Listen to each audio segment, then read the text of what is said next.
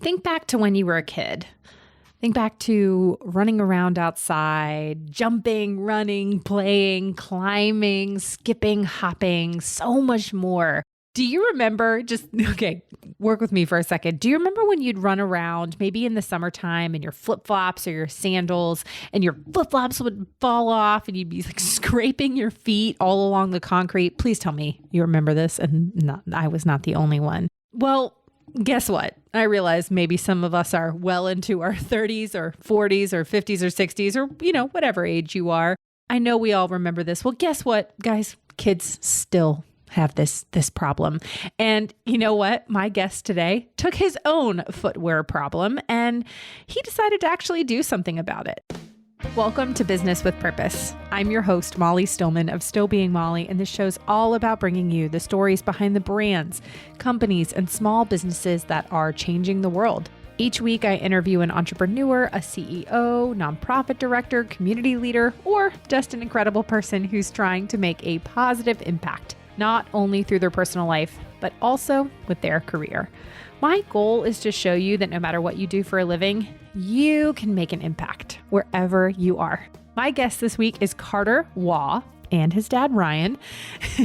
Carter is the founder of Crits, a customizable flip-flop clog hybrid designed for adventurability, running, jumping, and climbing. He recently had a very successful Kickstarter campaign for his shoe design. And here's the thing. Carter is the founder, visionary, and overall goofball of Crits, and he's 11 years old. He's by far the youngest person I've had on this show. He is an active leader with an active imagination. He loves sports and he's a talented lacrosse attack man. He loves his friends, his family, and basically anything that gets him dirty and sweaty. And so he's been the perfect test subject for his creation, the Crits shoe. Let me tell you, the fact that an 11-year-old had an idea for this business plan, this product, by the way, he was like 8 when he got the idea, and followed through with it is unbelievable. You are going to be so encouraged and inspired by Carter's story and what he has done and how he is showing other kids that you can be an entrepreneur at any age. Now, without further ado, on to my conversation with Carter. Carter, you officially have the record for being the youngest guest on my show. So congratulations. Welcome to the show. I love it. I love it. I love it so much. I'm so excited to have you on. And this is going to be a really fun conversation. So Carter, we're going to just literally skip all the fluff. We're going to dive right in and I'm going to have you give us the Carter 101. So tell us who you are, what you do, how you got to where you are today. Okay, I'm Carter Critt Waugh. I love to play lacrosse, skateboarding, golf, tennis, and sometimes basketball. And of course, designing shoes. I have to do that. And then how I got to where I am today. So why don't I just tell you my story on... That's what I'm going for. I love it. Okay. So I was on a family vacation in the Caribbean, and it was about 9 a.m., and I got my flip-flops, and I just ran outside. I didn't care. I was just, climbing trees and stuff. But I was in my flip-flops, so I stubbed my toes. Oof. And so I grabbed my Crocs and started running around in them, but they gave me lots of blisters and sweaty feet, and who wants that? No one. So I walked up to my dad right here. You can ask him about this. But I walked him, no, I didn't walk you. I walked up to him and I was like, can I make a shoe? And he's like, what are you talking about? And I'm like, I want to make a Flip Critt. And he's like, what's this? And I'm like, well, it's a flip-flop and a foam clog, but together. And he was really confused. And so he told me to write down a business plan. And I was like, what's a business plan? I was 8 at the time. Yeah, you were 8 years old. Yeah, I was 8 years old. So he told me what a business plan was. And then I wrote one down. And then I came back to him with 3 little pieces of paper. It was hotel paper. And I gave it to him. And this is actually what I wrote down. Oh, you've got your, okay. So for the listeners, y'all can't see this, but this is a laminated copy of, y'all stayed at the Meritage. I would really like to go on a Caribbean vacation right now. I'm just saying. And then we have this one. And we've got these awesome business plans that are just handwritten. And this is fantastic. And I want to know, though, what is the $400 that you have on your... I actually don't. That was the creation of the LLC and the startup cost. Oh, yeah. And so we also have Carter's dad here. Hi, Carter's dad. Hi. Oh, yeah. His reaction. What was your reaction? It was like... I wasn't expecting to get an actual plan back, but he drew the shoe and I could totally visualize it. And then there was I don't know if all the listeners and Molly, the phrase emotional intelligence, right? And there's what came out of his business plan and out of this 8-year-old was an emotional intelligence that I just was not really prepared for, wasn't expecting. And he had a very specific mission and a goal for his product and his customers and what he was solving and the way his mind was working, taking two things that he didn't really enjoy individually and taking the things he liked about each one and coming up with a new design. And I was just so impressed. And so he took his plan to his mom and she was super impressed. And so back in California, where we used to live, we just moved to Texas. They don't spend a lot of time on entrepreneurship at all. They don't do anything like that. And so this was a real life thing organically that came out of the mind of an 8-year-old that was like, wow, let's, we'll use this as a way to show the boys an exercise in entrepreneurship. Yeah. And that's exactly what we've done the last 3.5 years. And Carter has put in, we do not force him to do this. He created the shoe on his own. We surrounded him with consultants, and we obviously initially funded his business, but he puts in the effort, he puts in the time. He has the design. He has a utility patent on his design. He'll tell you the rest of his story, but it just is very, very, very impressive for an 11-year-old to have, starting out at 8, to have the perseverance and to get here is pretty remarkable. It's hard. Well, that's a couple of the questions that I actually wanted to kind of get to. So I'm going to go back a little bit. So here you are, you're in the Caribbean on this family vacation, which I'm currently, I was literally this morning, I was having a conversation with my husband and I was like, I need a kidless vacation in the Caribbean very badly. Or put me on a Disney cruise where I have a place I can drop off my children. I love them. They're a blessing, but I would really like a warm vacation right now.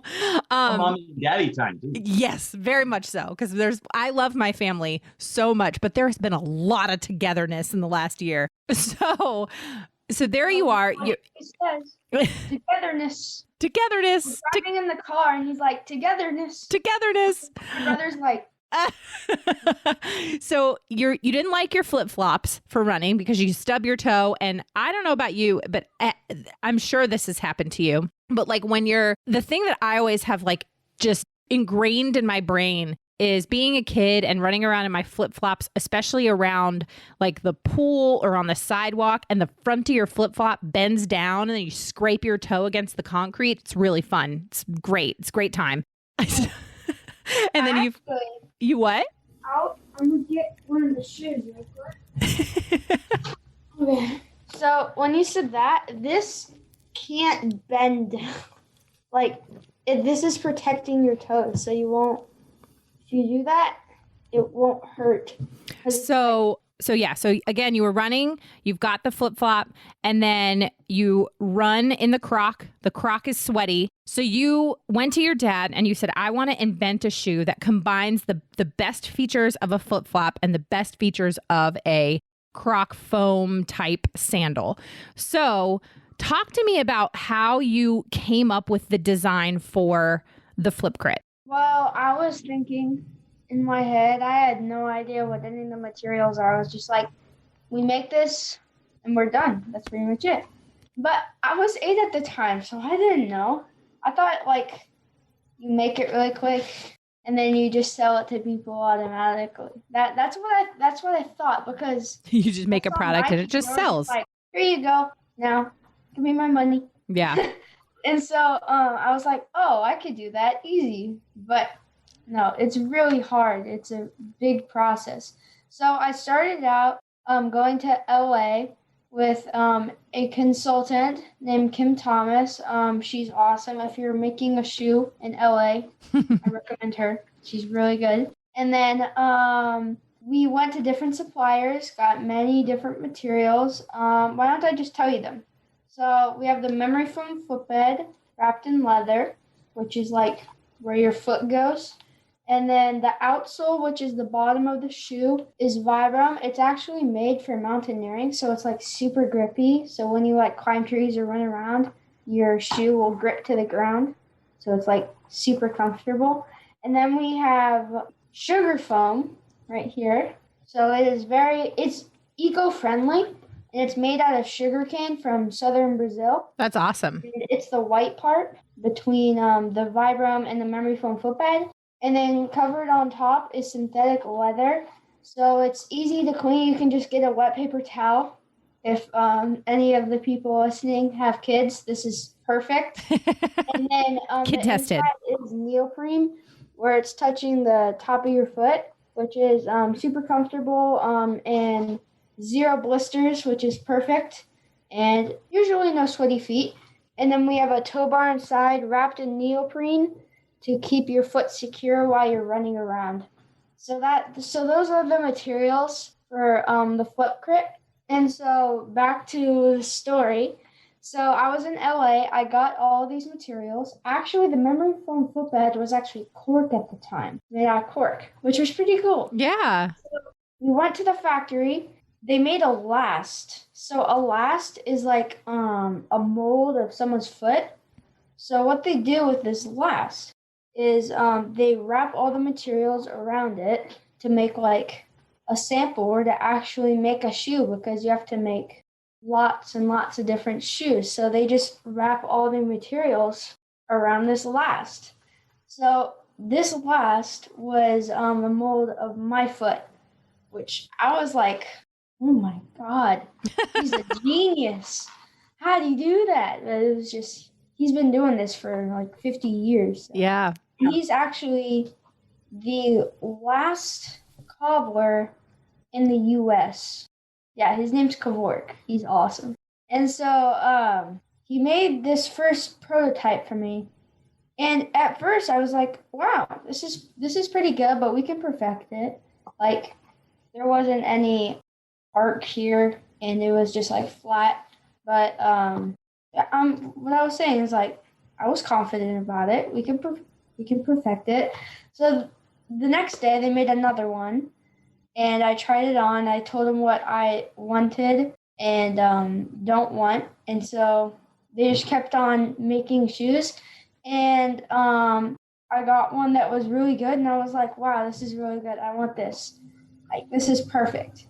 And then they're like, well, if you want to do it here, it's going to cost over $100 to make. Not to sell, to make. So it would be over like $250. Right. $250. That's way too much. No one would be able to buy that. And just for that quality and just, I don't think anybody would buy that. So I thought our journey was over, and it was a good experience, but I'm done now, going back to a normal kid. I had a great idea. I might make another one. And then my grandpa, he has his own nonprofit called Breaking Cycles. And he was working with this girl named Yaqin. She grew up in China. And so Yaqin asked my grandpa, so how's Chris? And he's like, well, it's not doing too good. Everything's just going... Too expensive. Yeah, going down, too expensive. And I don't think it's going to work out. And then she said, well, my dad owns like a couple factories in China. Can you send over his last to my dad's shoe factory, and then we can make a sample? And I was like, what? He was like, yeah, of course. And then the news got to me and my family, and well, it wasn't over. That was like a blessing. Yeah. Blessing. I have no idea how he found her. I don't know. But it was awesome. So a couple months later, we flew down to China, and I met this, for the first time, I met this, another manufacturing consultant in China named Len. She's a really great friend of ours. She's super nice, and she's my translator too. She's awesome. And the first factory was called Lovejoy, right? Mm-hmm. Lovejoy. And they were awesome. I went inside, met all the people. Everybody was like super nice. I think they were kind of surprised when they saw me. They were like, so the adults made this, right? I was like, no, me. And first they looked at my mom, and I went, no, him. And I was like, hi. So after a couple of hours, we saw the first shoe, and it looked really good. All the materials were in its right place. It was awesome, and it was better than when it was in the U.S. I don't know why. It was just, their quality is really good for shoes. And so I tried it on, and I could have made some tweaks to the shoe, but we obviously did that because we need to make the perfect shoe if someone's buying it. And so after a couple of months, I made it perfect. And then they got a new boss, right? Factory sold. Yeah, factory sold, and they got a new boss and everything. And they said, you're too young of a factory. You have to switch factories. A company. And yeah, too young of a company. Not a person, but a company. I was like, oh, man. Well, we have to go back to China the second time. And my brother and my mom went to Tahoe. Yeah. When we went to China. I was very jealous. Yeah. And they went to the best ice cream place ever. Okay, back to the story. So the next factory was called Dragon. And they were even, like, the people were even nicer at Dragon than they were at Lovejoy. I don't know why, they just were. And then, well, they actually had the shoe ready for me when I walked in. So that was awesome. They gave me a tour and everything. It's really interesting. I watched them make shoes, and it was like, how do you learn that? It's a very difficult thing, and it's a skill that people spend years and years putting in. Here, I wrap this around, do that. Okay, here's the shoe. I was like, huh? Do that. I don't want to do that, but you can do this for me. You know, we'll pay you. And then, so I got the shoe, and it was really good. Yeah, it was really good, but compared to Lovejoy's that we've been working on for months, it wasn't as good. So we had to make lots of tweaks, and the toe bar was hurting, and the sizing was off for like a year, yeah. So it was really hard at first, but after a while, like 2 years, I finally perfected it to what I have today. And now I'm selling it, and I'm hearing tons of feedback on it, and everybody loves it. Well, I can't make everybody happy, but I'm just saying, a lot of people love it. And yeah, it was insane. It was awesome. So with the length of time, thinking about the fact that you are 11 years old, you came up with this idea when you were 8. And so the length of time that it has taken from the idea that you had on that vacation with your family all the way to shipping out that first pair, you've learned at a very young age patience, commitment, determination. What are the things that you've really taken away from this to really focus and commit to that long-term vision? And you know, we can say about like, oh, it's a cool shoe. But at the end of the day, like you saw a problem that other kids who want to be able to play outside and run and jump, and you saw this problem and you figured out a way to fix it and you committed to that. And most kids, I don't think they'd commit 3.5 years of their life at such a young age to something like that. So can you talk a little bit about that? Yeah, well, at first I just I thought, wham, bam, I'm done. You know? Because I see all these people making shoes, but no, I'm reading Joe Foster's book right now that he gave to me and he signed it, which is awesome. And after I finish it, I'm going to interview him, which is amazing. He's the founder of Reebok. Yeah. You know that brand, but heard of it before. I'm reading his book Shoemaker, and I'm reading basically what he did and how his journey was going. And once I read that, I was like, oh yeah, this is gonna take a while. And so at first I was just like, okay, it's a cool idea. I might not be able to do it. I mean, I'm 8. Who makes a shoe when they're 8? But once I got into it, I started liking shoes. I started liking them a lot. And so I've learned, basically what you said. And I feel like I've gotten more mature by doing this, and better at talking to people, and better at presentations and interviews and podcasts. And I've learned a lot talking to people, because I wasn't shy. I wasn't shy, but sometimes I was shy to adults. But I've learned to talk to them and understand and have a conversation. So those are the main things. Those are really important to me. Okay, I'm going to take a quick break from my conversation with Carter to thank our partner of the show, and that is Mama Suds. Now, I have a question for you. How much time do you spend reading product labels? A good amount? I mean, I do. Well, Mama Suds wants to help you take the stress of research out of your life with their truly safe, non-toxic household cleaning collection. They have everything you need to keep your family and your home clean and safe.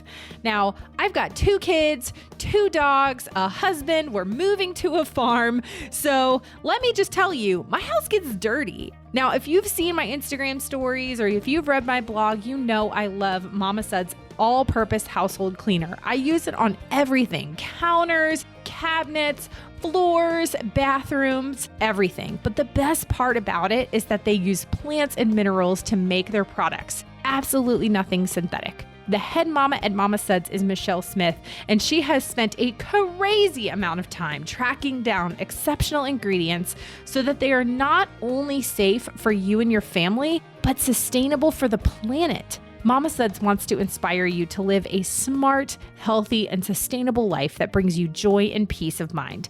You can try them out at mamasuds.com, and you can use the code MOLLY for 15% off your order.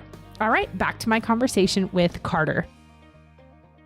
Dad, I've got to ask you, what have you seen in your son over the last 3.5 years, and how you talked about how he had that emotional intelligence that you'd never really seen, but you've been on this journey with him for the past 3.5 years. What are some of the things that you've seen and maybe you've learned in this process?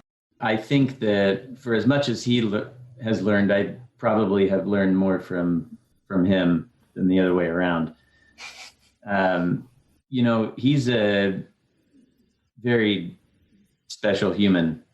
He has in a good way? In a very good way. Okay. He's got just the way he looks at things, and just the positivity that he has, just seeing the good in everybody and everything around him, and taking those things and the empathy that he has and designing a product around that. He wrote down his initial mission statement and his purpose: to spread happiness, safety, and security to all critters. That was my original idea. And then I wrote down I want this to be a family business. Everybody will be a part of it. I love that. Yeah. Family is first and always is what he wrote down.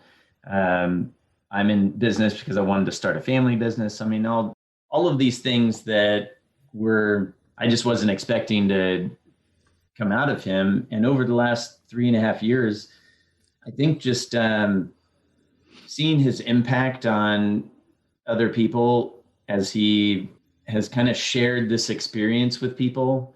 You know, he threw up a website a couple of years ago. He's got a social media consultant, Ashley, and he's been telling the story and people have followed along with him. He's got over 1,100 people in a private Facebook page that follow him and are constantly interacting with him. It's just amazing to see the impact on the world that a young person can have.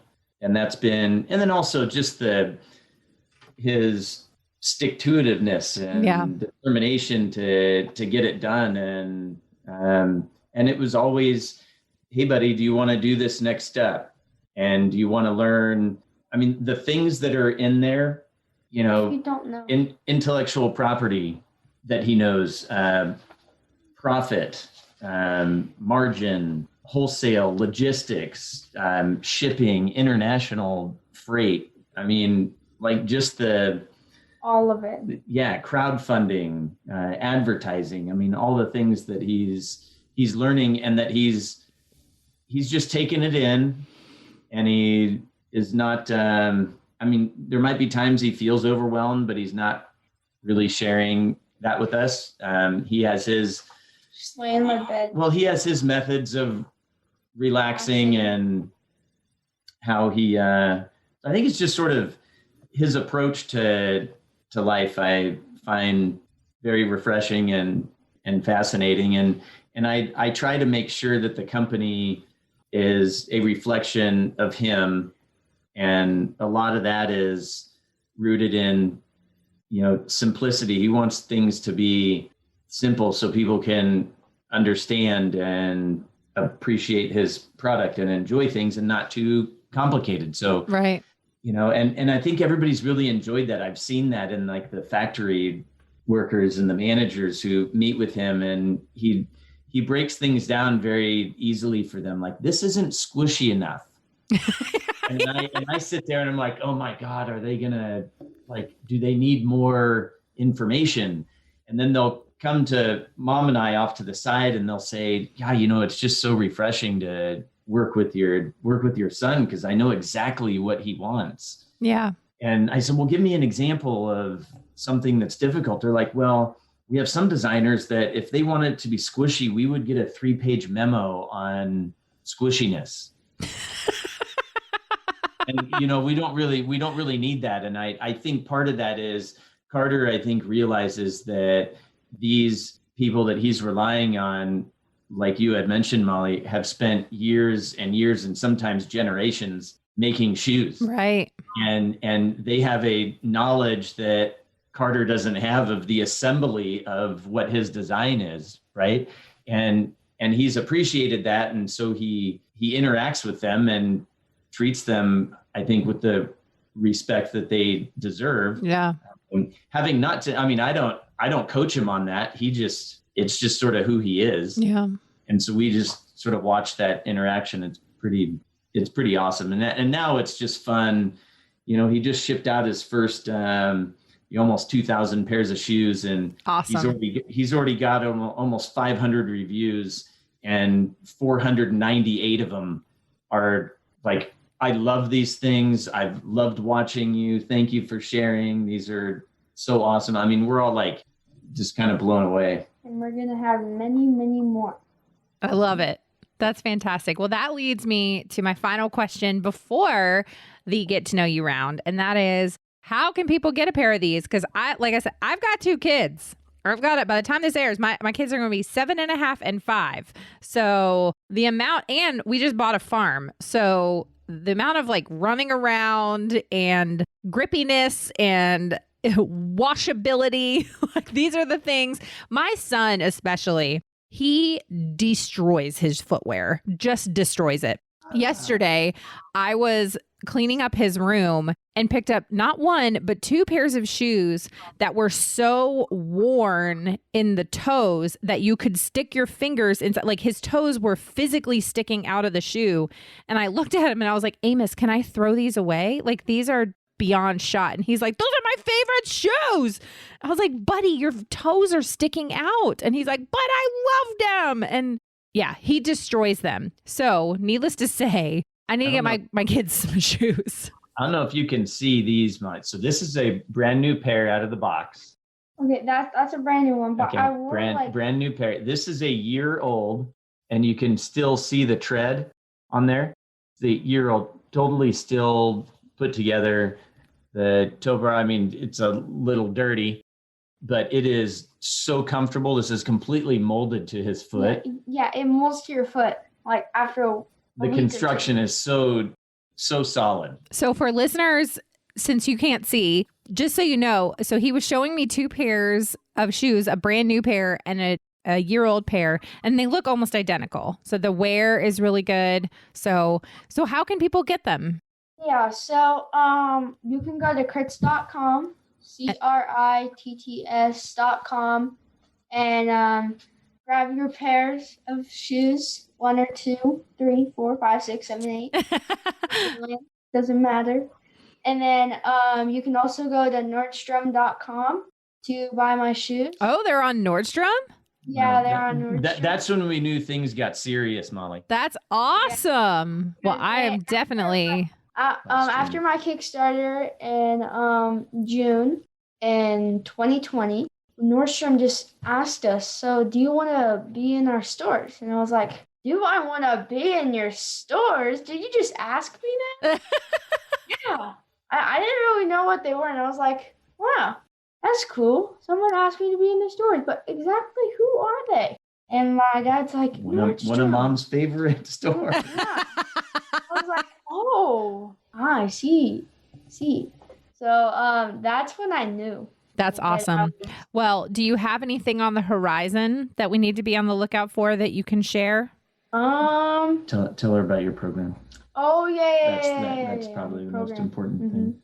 So I have a program called Critt Cares, and every time someone buys 1 pair of shoes, $2 goes back to my old elementary school. So it was an artful learning school, and they're having tough times in COVID, and they need to fund all of what they lost. Yeah, and they have music, art, so many more that I can't name. Like everything, they have like everything except for entrepreneurship. I know. And they have literally like everything, and they need that money. So I'm just like $2 every time someone buys a shoe. So that I gave tons of money back to them. So back to my community, and that was in California. So $1,000 back to them. That's awesome. In a couple months. That is awesome. You can sell 1 million pairs of shoes. Yeah, but if I can sell 1 million pairs of shoes, I can spread that money all around. And you know what I was saying, spread happiness, safety, and security, and that's exactly what I'm doing. So go buy your pairs of Crits. Back to the community. I love it. To me, my family. To the community. So go buy your pairs of Crits either at Nordstrom.com or Crits.com. That's awesome. Buy your pairs. Okay, Carter, now is the portion of the show where I just ask a couple fun get to know you questions before we go. So, Carter, are you ready? Yes, I am ready. Okay. So you're a sports guy. You play a lot of sports. If you were to become a professional athlete, let's say baseball player, and you are walking up to the plate, what's your walk-up song? What's the song that hypes you up? Gosh, she's got so many songs. Ooh, great question. Yes, he's doing this. And Bobbin. Let's see. There's gonna be so many new songs. I know, but right now. Probably. I still listen to Holiday, which is like, it's Lil Nas X. Oh. But he's talking about Christmas because I love Christmas. Hey, me too. He's rapping, and I don't know, it's just the beat is really good.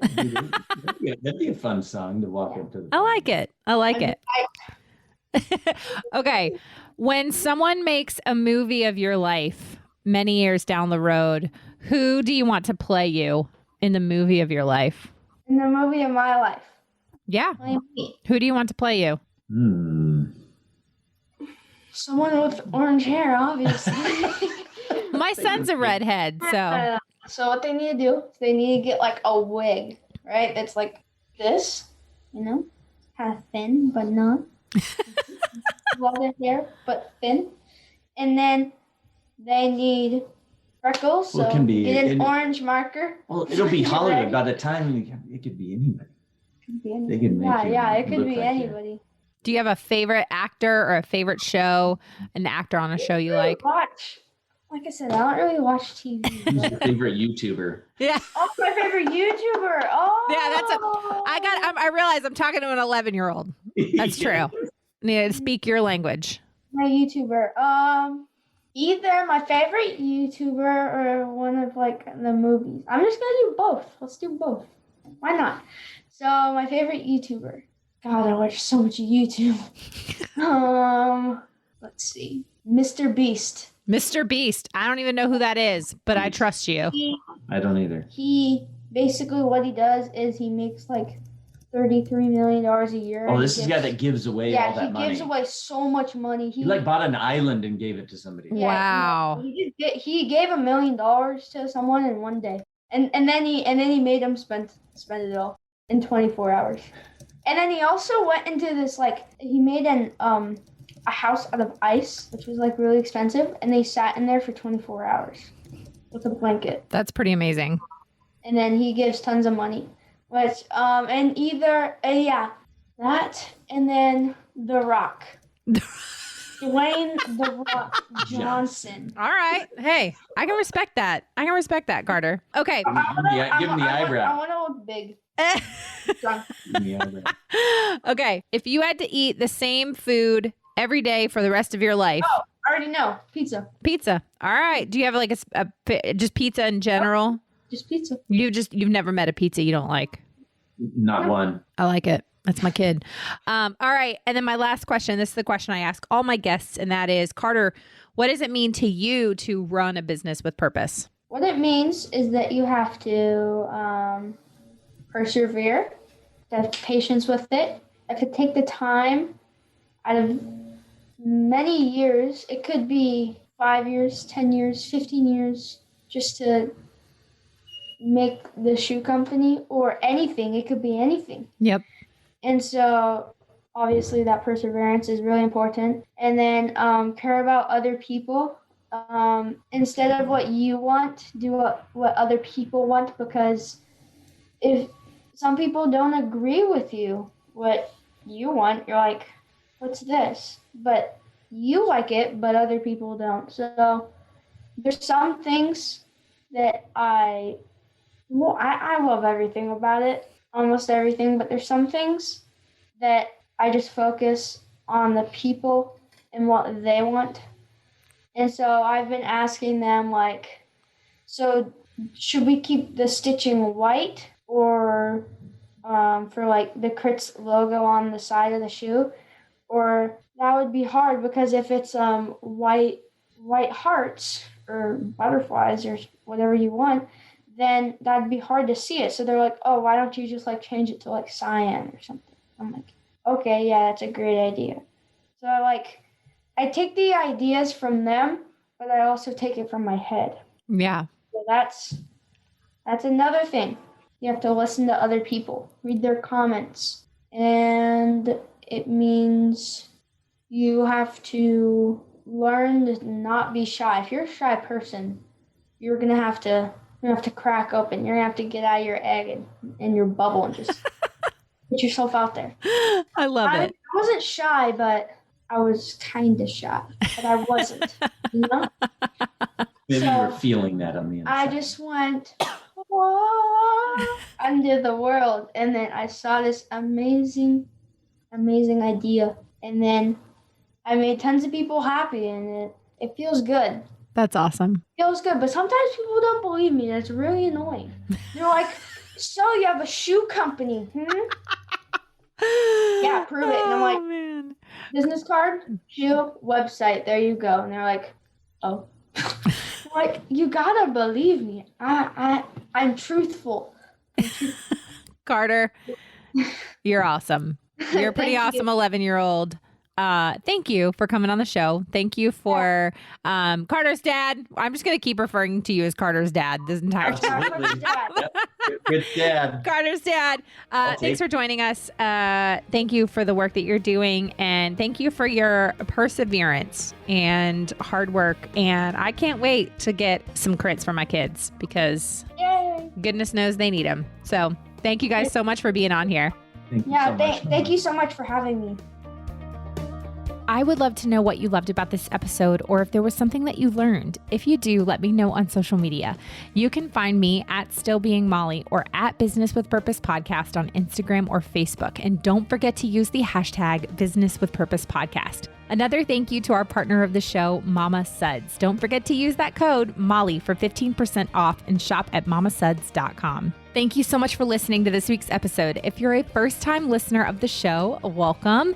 Be sure to visit the archives for past shows featuring incredible entrepreneurs and business owners who are quite literally changing the world with their businesses. And if you're a regular listener, thank you for tuning in and week out, and thank you for your support. Be sure to head on over to Apple Podcasts, Spotify, Google Play, Radio Public, or basically wherever you listen to podcasts and click that subscribe or follow button to make sure you never miss a new episode of the show. And while you're there, would you take a moment to leave a review? Leaving a review of the show helps me to know what you're liking and how the show is personally impacting you. This show is produced by the incredible team at Third Wheel Media.